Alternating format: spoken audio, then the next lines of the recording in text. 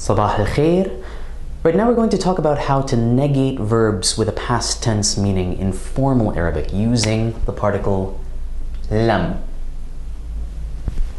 If you watched our last video on conjugating verbs in the past and the other video on negating verbs, you remember that one way we can negate verbs with a past tense meaning is by using the particle ma plus the conjugated past tense, al-madi, as we say in Arabic. For example, if we wanted to say, he didn't read the book, one way we could say that is ma qara'a al-kitab.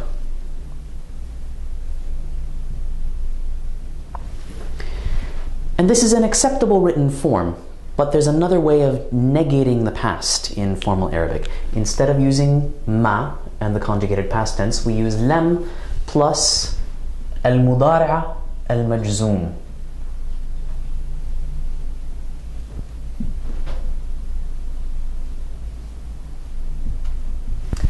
Al-mudari'a al-majzoom is a variation on the conjugated present tense. Here we have a chart using the formal Arabic verb for to do, yaf'al, conjugated in marfu'a and mansub and majzoom. And you'll notice that there are minor differences in the verb endings, and we can use this same template for any verb that we like. So, one other way to express this idea, he didn't read the book, ma qara'a al-kitab, would be to say instead, lam yaqra' al-kitab.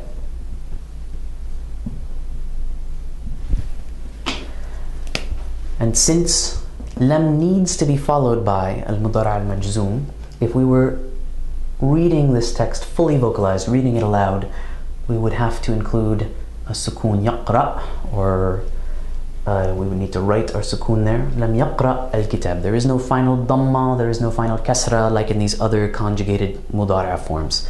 We can only use majzoom after lam. It's important to remember that there is no functional difference in meaning between these two, right? They're exactly equivalent. Let's take another example. If we wanted to say, they didn't live in Cairo. One way we could say that, again, is to use ma and the conjugated past tense. Ma sakanu fil Qahira.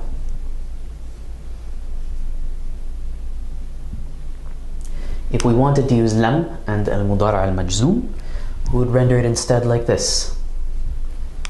Lam yaskunu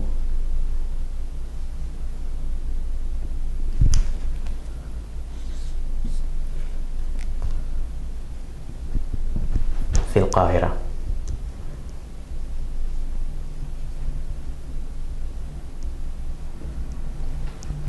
Again, exactly equivalent in meaning.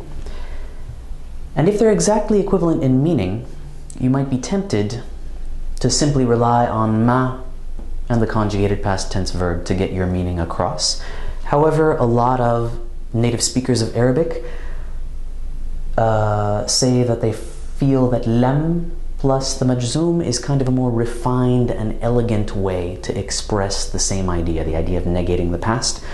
That ma kind of has an informal flavor, probably because it's closer to the way we would negate the past tense in dialects like Egyptian or Levantine. So if you are looking for that refined sensibility to include in your own formal writing and speech, it's a good idea to use lam and mudari' al-majzoom to express that idea in the appropriate context.